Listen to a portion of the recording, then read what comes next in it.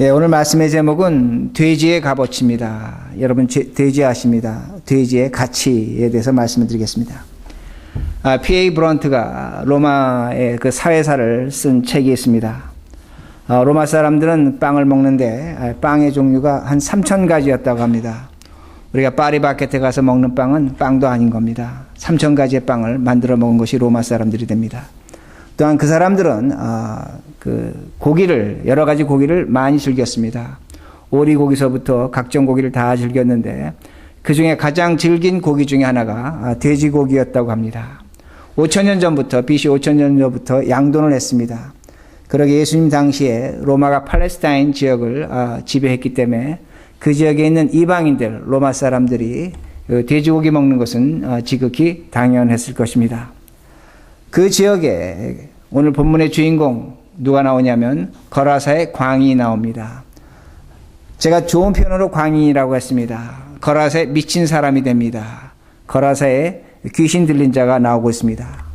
그는 무덤에서 살았습니다. 당시에 미치광이, 전염병 환자, 또한 문둥병 환자는 무덤에서 살았습니다. 왜 무덤에서 살았냐면 그 팔레스타인 지역의 무덤은 우리가 생각하는 그런 무덤이 아닙니다. 사람이 들어가서 얼마든지 지낼 수 있는 공간이 있습니다. 그러게 그런 지역에 제가 좀 전에 말씀드린 정신병 환자, 그렇지 않으면 미치광이, 또한 문둥병 환자들이, 전염병 환자들이 그곳에 가서 살았습니다. 이제 사람들은 그곳에 사는 사람을 죽은 자 취급을 했습니다. 귀신 들린 자, 거라사 광인은 죽은 자란 그 말씀이 됩니다. 죽은 사람입니다. 그런데 당시에는 사람과 짐승을 맞바꿨습니다. 노예 시장에 가서, 제가 노예를 한 사람 데리고 있다면 시장에 가서 그 사람을 주고 돼지로, 짐승으로 바꿔올 수가 있었습니다. 당시엔 그랬습니다. 그러게 말하는 짐승과 말 못하는 짐승이 있었는데, 말 못하는 짐승은 우리가 말하는 소와 돼지를 의미합니다. 말하는 짐승은 사람, 노예를 의미하는 것입니다. 그런데 그 거라사의 광인은 죽은 자입니다. 죽은 돼지입니다. 돼지만도 못합니다. 그러기에 시장에 가면 돼지로도 바꿔주지 않는다는 말씀이 됩니다. 아주 무가치한 사람인 것을 우리들이 알 수가 있습니다. 그러면 왜 이 사람이 이렇게 무가치해졌는가? 다른 것이 아닙니다. 이 사람이 이렇게 무가치해진 것은 오늘 성경 본문이 우리에게 가르쳐주고 있는데 귀신 들린 자라는 겁니다. 귀신이 그를 지배하고 있다는 것입니다. 그 증거로 오늘 본문 27절에 그는 옷을 입지 않고 있었다고 성경은 말씀하고 있습니다. 그러게 우리들이 많은 경우에 이 성경을 보면서 이 사람이 벌거벗었다 이렇게 생각하는데 벌거벗은 것은 아닙니다. 헬라어 원문으로 보면 겉옷을 입지 않았습니다. 속옷은 입고 있었다는 것입니다. 그런데 겉옷이 당시에는 굉장히 중요했습니다. 겉옷은 신분의 상징이었습니다. 제사장이나 서기관, 종교 계급에 있는 사람들은 가죽으로 된 겉옷을 입었습니다. 부자들은 명주로 된 옷에 금실로 장식된 옷을 입었습니다. 일반 유대인들은 양털로 짠 거친 옷을 입었다고 합니다. 그러기에 겉옷 입은 것을 보고 그 사람이 누구인지 그 사람의 신분을 확인할 수가 있었습니다. 그러므로 겉옷을 입지 않았다는 것은 그 사람이 자신의 신분, 자신의 존재의 가치를 상실했다는 것을 성경이 우리에게 가르쳐주고 있습니다. 그러기에 제가 이것을 이렇게 적용할 수 있습니다. 오늘 나의 존재의 가치를 모른다면 그 사람은 거라사의 광인입니다. 오늘 내가 누구인지를 내 자신을 확인하지 못하고 있다면 그 사람은 어떤 면에서 자기 존재를 상실했기 때문에 귀신 들린 자로 그렇게 표현할 수 있다는 말씀이 됩니다. 오늘날 우리들은 많은 가치를 알고 있습니다. 내가 사는 집값의 가치는 알고 있습니다. 타고 다니는 차의 가치는 알고 있습니다. 내가 들고 다니는 명품 가방의 그 백의 가치는 알고 있습니다. 그러나 우리 눈에 보이는 가치는 알고 있다는 겁니다. 그러나 내 눈에 보이지 않은 내면에 내가 있다는 겁니다. 여러분들은, 우리들은 우리 자신의 내면에 있는 나의 가치를 알고 있는가 합니다. 오늘도 내가 내 가치를 알고 있지 못한다면, 내가 누구인지를 모른다면 나는 겉옷을 입고 있지 않은 사람이라는 겁니다. 거라사의 광인이라는 것을 우리들이 알 수 있다는 말씀이 됩니다. 그러게 누가 미친 사람인가? 자신의 가치를, 자신이 누구인지를 모르면 미친 사람입니다. 이건 제가 할 말이 아닙니다. 정신분석학자 칼 융은 뭐라고 얘기하냐면 정신분열의 시초는 자신의 가치를 모르는 사람에게서 시작된다고 그렇게 말합니다. 그러기에 제가 여러분들에게 질문할 수가 있습니다. 여러분들은 지금 어떤 겉옷을 입고 있는가 합니다. 내가 입고 있는 옷, 이 옷이 아니라 내가 지금 어떤 겉옷을 입고 내 가치를 이해하고 있는가입니다. 옷이라는 건 사람에게 굉장히 중요한 것입니다. 우리가 성경을 보면 아담과 이브가 죄에 짓기 전에 옷을 입지 않고 살았습니다. 벌거벗었습니다. 근데 그 둘이 죄를 졌습니다. 죄를 진 다음에 두 사람이 무화과 나뭇가지로 옷을 만들어 입었습니다. 부끄러워서 자신들을 감춘 겁니다. 근데 하나님이 나타나셨습니다. 하나님이 그들에게 가죽 옷을 입혀주셨다고 성경은 말씀하고 있습니다. 그러므로 옷을 입고 있다는 것은 단순히 어떤 옷을 입고 있는 것이 아니라 성경이 우리에게 암시하고 있는 것은 무엇이냐면 죄를 입고 있다는 것입니다. 오늘 우리들이 옷을 이렇게 입고 있습니다. 옷을 입고 있는 것이 아니라 성경이 우리에게 가르쳐주고 있는 것은 무엇이냐면 우리가 죄를 입고 있다는 말씀이 됩니다. 그러게 성경을 보면 유대인들은 죄를 해결할 때 무엇을 찢었습니까? 옷을 찢었습니다. 옷을 찢었습니다. 죄를 찢는 것입니다. 마음을 찢는 것입니다. 삶을 찢어내는 겁니다. 그들은 수천만 번 자신들의 옷을 찢었습니다. 오늘 우리도 수없이 내 옷을 찢고 있습니다. 내 마음을 찢고 있습니다. 끊임없이 찢고 있다는 겁니다. 이것이 인간이라는 겁니다. 그러나 우리는 더 이상 우리 마음을 찢지 않습니다. 내 옷을 찢지 않습니다. 예수 그리스도로 말미암아 우리에게 생명의 옷, 의의 옷, 영생의 옷, 진리의 옷이 입혀지고 있다고 성경은 말씀하고 있습니다. 그러기에 골로새서 3장 10절에 우리는 새 사람을 입고 있다고 말합니다. 새 사람을 입고 있다는 겁니다. 새로운 옷을 입고 있는 존재라는 것을 성경이 우리에게 가르쳐 줍니다. 우리는 죄인이 아닙니다. 우리는 더 이상 옷을 찢지 않습니다. 내 마음을 찢지 않습니다. 그러나 사탄은 이것을 그대로 두지 않습니다. 오늘도 우리에게 그 의의 옷을 벗으라고 유혹하고 있다는 겁니다. 제가 어렸을 때 아마 국민학교 1, 2학년 때인 것 같습니다. 그때는 그 한국에 옷이 귀한 옷이 없었습니다. 그래서 구제품이라는 것이 있었습니다. 저희 집에도 그 구제품 장사가 왔습니다. 보따리 입고 오면 보따리를 펼칩니다. 미국에서 보내준 옷들이 됩니다. 좋은 옷들입니다. 근데 저희 어머님이 그걸 한두 개씩 사십니다. 그걸 저에게 입혀줍니다. 입고 학교 가라는 겁니다. 근데 그 옷은 100벌이면 100벌이 다 다른 색깔입니다. 똑같은 옷이 없습니다. 구제품이니까.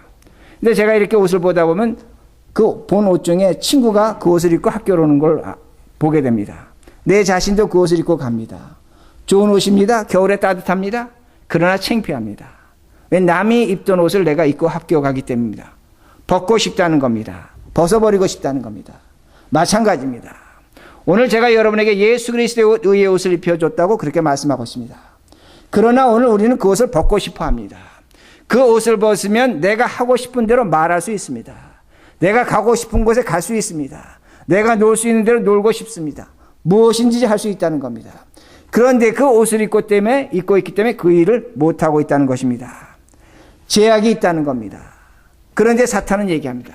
그 옷을 벗고 마음대로 살아보라고 그렇게 이야기합니다. 누가 그 옷을 벗었습니까?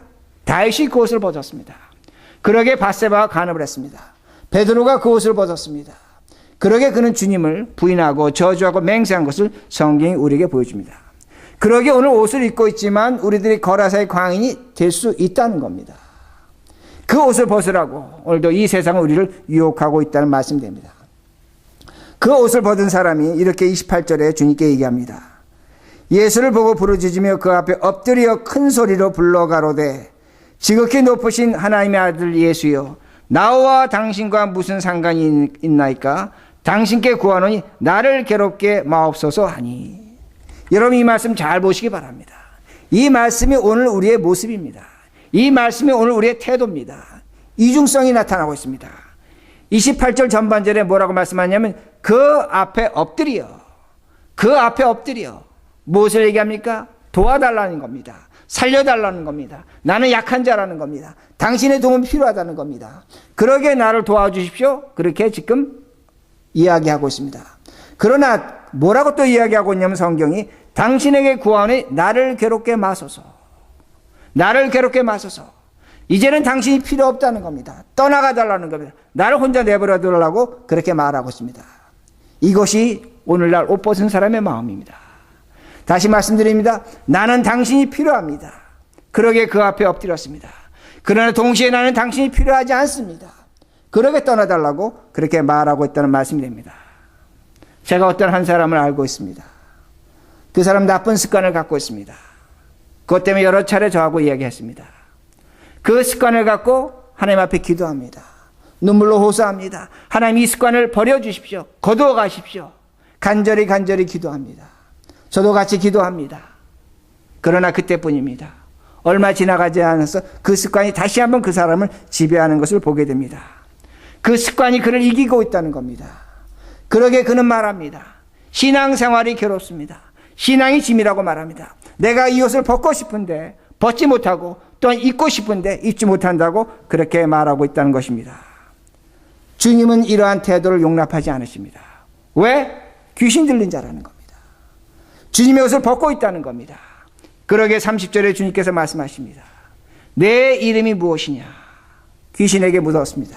거라사의 광인에게 물었습니다. 근데 그가 이렇게 대답을 합니다. 내 이름은 군대입니다. 헬라어로 레기온입니다. 레기온은 군단을 의미합니다. 6,000명을 의미합니다. 내 속에 귀신 6,000명이 들어가 있다고 그렇게 말하고 있습니다. 그리고 그 군대가 가야 될 곳이 어딘가? 무저갱이었습니다. 영원한 심판, 끝이 없이 떨어지는 구멍이 있는 나락으로 떨어지는 그곳이었습니다. 그런데 그 군대가 이렇게 얘기합니다. 31절에 무저갱으로 들어가라 하지 마시기를 간구하더니. 이 31절이 굉장히 중요합니다. 굉장히 중요합니다. 우리는 이 말씀을 어떻게 생각하냐면 그 거라사의 광인이 주님에게 나를 무저갱으로 보내지 마시옵소서. 그렇게 우리는 성경을 이해하고 있습니다. 절대로 그렇지 않습니다. 이 말씀을 여러분 깊이 이해하셔야 됩니다. 지금 어떤 장면이 되면 한 사람이 아닙니다. 귀신 6천이 주님께 이구동성으로 탄식하며 애통하며 이야기하고 있는 겁니다. 우리를 무저갱으로 보내지 말라는 겁니다. 한 사람이 아닙니다. 수천 명의 귀신이 주님께 간구하고 있다는 말씀입니다. 간절히 부탁하고 있습니다. 그의 영어 번역을 보면 they begged him. they입니다. 복수입니다. 한 사람이 아닙니다. 엄청난 사건이 이루어지고 있는 겁니다. 6천 명의 귀신이 주님께 간구하고 있는 겁니다. 우리를 무저갱에 보내지 말아달라고 그렇게 하소연하고 있다는 말씀이 됩니다. 왜 이런 일이 일어나고 있는가 합니다. 사람은 세 가지 유형이 있다고 합니다. 첫 번째는 창조형입니다. 두 번째는 보정형입니다. 세 번째는 파괴형이 됩니다. 창조형 인간은 이 세상에 태어나서 모든 사람에게 유익이 됩니다. 도움을 줍니다.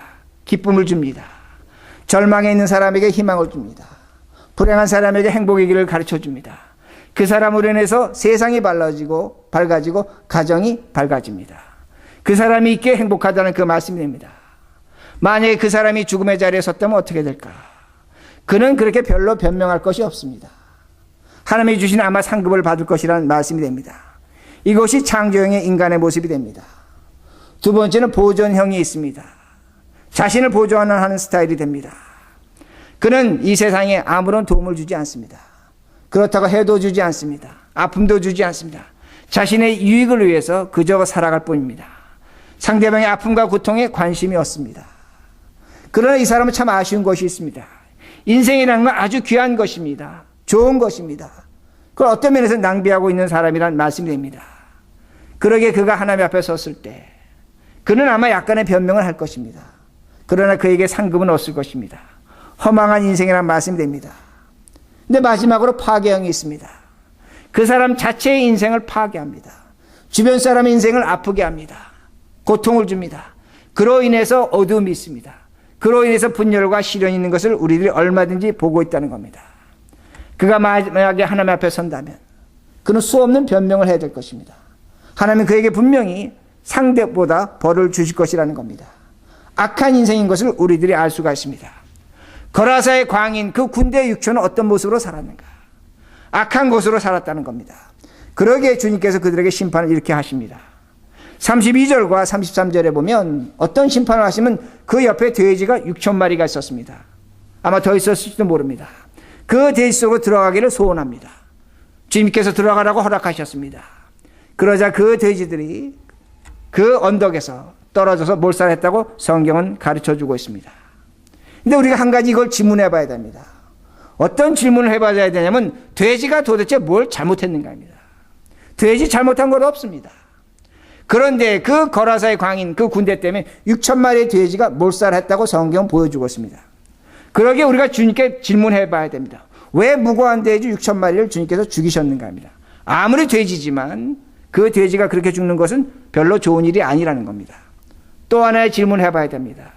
어떤 질문을 해봐야 되냐면 당시 이방인들에게 돼지는 중요한 재산이었습니다. 6천 마리를 오늘날의 돈으로 환산한다면 약 200만 불이 될 것입니다. 돼지 주인들은 한 자리 그 자리에 앉아서 200만 불의 돈을 잊어버렸습니다. 손해를 봤습니다. 어떻게 주님께서 그런 일을 하실 수 있는가 합니다. 어떻게 한 사람의 재산 200만 불을 한순간에 그렇게 주님께서 빼앗을 수 있는가 질문해 봐야 된다는 말씀이 됩니다. 그런데 성경이 오늘 그거에 대한 답을 주고 있습니다. 35절에 보면 거라사의 광인이 정신을 차렸습니다. 그리고 겉옷을 입었습니다. 그리고 그가 온전해지고 주님 앞에 앉은 것을 보고 거라사의 사람들이 두려워했다고 성경은 말씀하고 있습니다. 거라사의 사람들이 두려워했습니다. 돼지보다 못한 사람이 정신을 차리고 옷을 입고 주님 앞에 앉아있는 것을 보고 두려워했다고 성경은 말씀합니다. 또한 37절에 보면 거라사의 그 사람들이 주님이 행하신 그 기적과 능력을 보고 심히 두려워했다고 성경은 또 하나 말씀하고 있다는 겁니다. 오늘 두 가지 공통점이 나타나고 있습니다. 모두가 두려워했다는 겁니다. 주님이 하신 일을 보고 두려워했다는 겁니다. 왜 두려워했는가? 가장 두려운 일입니다. 예수를 믿지 않는 사람이 가장 두려운 것입니다. 이 세상에 가장 두려운 일이 나타났다는 말씀이 됩니다. 그건 다른 것이 아닙니다. 하나님의 사랑이 나타났기 때문입니다. 이걸 잊으시면 안 됩니다. 하나님의 임재가 나타났다는 겁니다. 그걸 보고 모든 사람이 두려웠다고 성경은 말씀하고 있습니다. 하나님의 사랑이 어떻게 나타나는가? 제가 이것을 이렇게 설명드리겠습니다. 우리가 교회 역사를 보면 초대교회 그 교인들은 모두가 노예였습니다. 노예였는데 바울이 그 노예들, 그 초대교회 편지를 쓸 때마다 뭐라고 편지를 쓰냐면 악을 악으로 갚지 말고 선으로 갚으라고 그렇게 편지를 씁니다. 그럼 왜 그렇게 편지를 썼는가? 노예는 약한 자들입니다. 힘이 없는 자들입니다. 그들에게 항상 악한 일들이 일어났습니다. 그들에게 죽음이 있었고 배신이 있었고 아픔이 있었고 절망과 후회와 탄식이 있었다는 겁니다. 그러게 기록을 보면 당시의 노예들은 굉장히 거칠었습니다. 굉장히 악했습니다. 살아남기 위해서 수단과 방법을 가리지 않았습니다. 그들에게 선이라는 건 없었습니다. 악은 악으로 갚는 것이 당시의 노예들의 삶이었다는 것을 우리들이 알 수가 있었습니다. 그런데 바울이 그들에게 얘기합니다. 누구를 소개하냐면 예수 그리스도를 소개합니다. 근데 예수 그리스도를 어떻게 소개하냐면 바울이 그 노예들에게, 그 교인들에게 하나님의 사람이 되셨다는 겁니다. 성육신의 사건을 소개하는 겁니다. 그리고 어떻게 그들에게 그 초대교회 이해해 줬냐면 예수가 하나님인데 사람이 되셨는데 나와 같은 사람이 되셨다는 겁니다. 그리고 나와 같은 노예가 되셨다는 겁니다. 그 예수가 나와 같은 노예입니다. 나와 같은 사람입니다. 내가 매맞을 때 그 예수가 같이 매맞는 겁니다. 내가 배신당할 때 그 예수가 같이 배신당하는 겁니다. 내가 굶주릴 때 그 예수가 같이 굶주림 당하는 겁니다. 내가 죽을 때 그 예수가 같이 죽는다는 그 말씀이 됩니다. 그러게 초대교인들에게 철저한 믿음이 하나 있었는데 예수는 내 현실에 오늘의 삶 속에서 언제든지 함께 한다고 그들은 철저히 그걸 믿었다는 겁니다. 항상 함께 하는 겁니다. 그리스도가 항상 함께 하는 것입니다. 그러기에 그들의 삶은 달라졌습니다. 로마가 그들을 14차례 안에 크게 박해했습니다. 수많은 예수 믿는 사람이 죽었습니다. 그러나 그들은 죽을 때에 웃었습니다. 희망을 가졌습니다. 찬송하며 죽어갔다는 겁니다. 왜 그랬는가? 예수가 오늘 나와 함께 한다는 겁니다. 누가 함께 해주는가? 예수라는 겁니다. 그러기에 그 로마를 누가 무너뜨립니까? 칼로 무너뜨리지 않았습니다. 그 그리스도인들이 로마를 무너뜨린 것을 우리들이 알고 있다는 겁니다. 성육신의 사건이란 말씀이 됩니다. 하나님의 사랑이라는 겁니다. 사랑은 우리를 변화시킵니다. 젊은 남녀가 연애를 합니다. 사랑이 찾아오는 겁니다. 사랑의 에너지가 있는 겁니다. 좋은 것입니다. 그 에너지로 둘이 하나가 됩니다. 둘이 하나가 돼서 사랑하기 때문에 이 세상의 어려움을 극복하며 부부로 살아가는 겁니다. 사랑의 힘이 있다는 겁니다.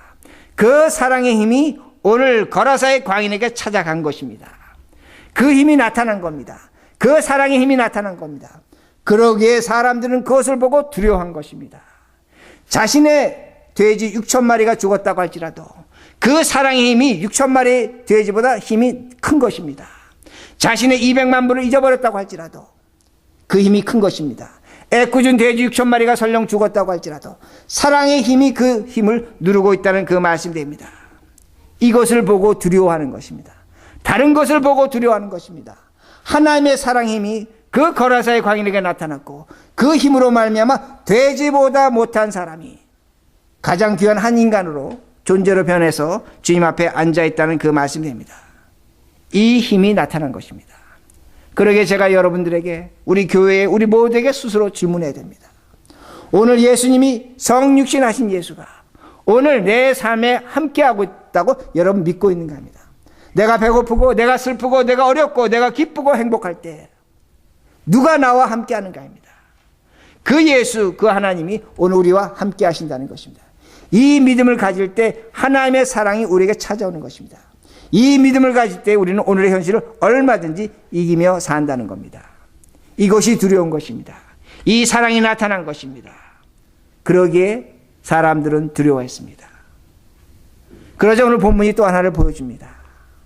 거라사의 광인이 주님을 따르겠다고 합니다. 이제 39절에 주님께서 이렇게 말씀하십니다. 그에게 집으로 돌아가 하나님이 내게 어떻게 큰 일을 행하신 것을 알게 하라. 어디로 돌아가라고 합니까? 고향으로 돌아가라고 합니다. 근데 집으로 돌아가라고 합니다. 영어 번역은 Return your house입니다. 내 집에 돌아가서 내가 오늘 본 일, 내가 겪은 것을 네 집안 사람들에게 먼저 전하라고 그렇게 말씀하고 있습니다. 다른 곳 가는 것이 아닙니다. 먼 곳까지 않는 것입니다.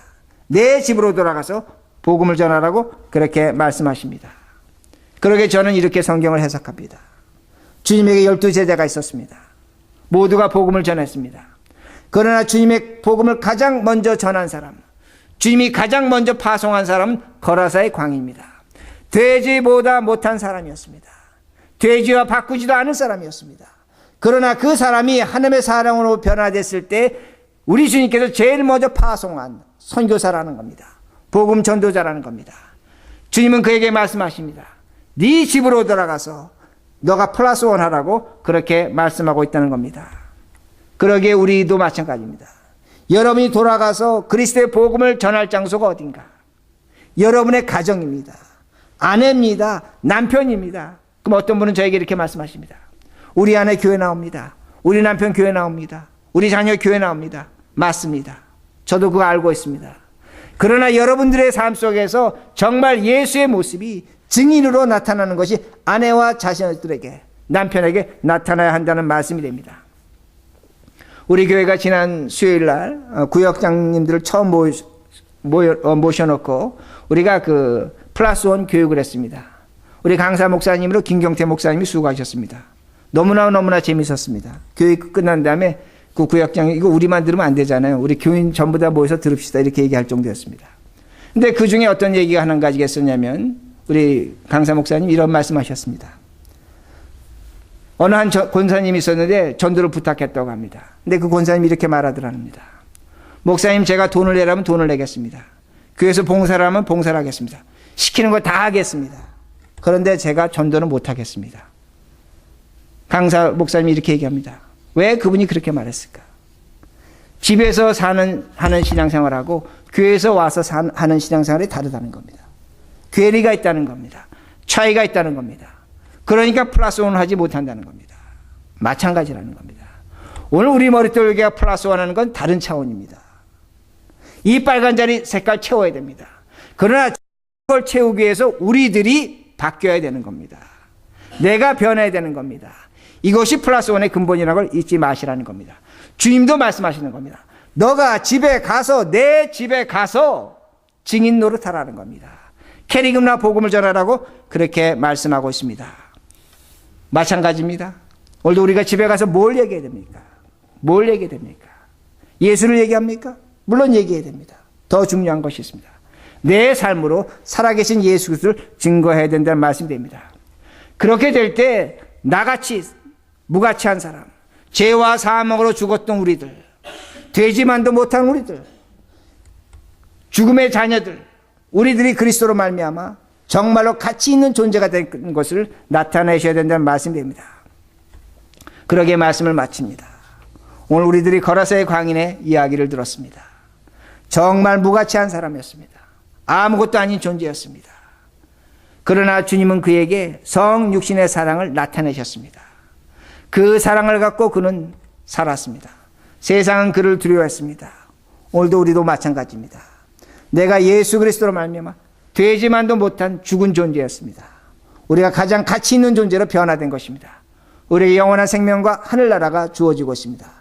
이제는 이 가치를 갖고 이 세상에 주님을 모르고 돼지와 같은 무가치한 삶을 사는 그들에게 복음을 말씀하시고 그들을 가치 있는 삶으로 만드시는 우리 모두가 되길 바랍니다.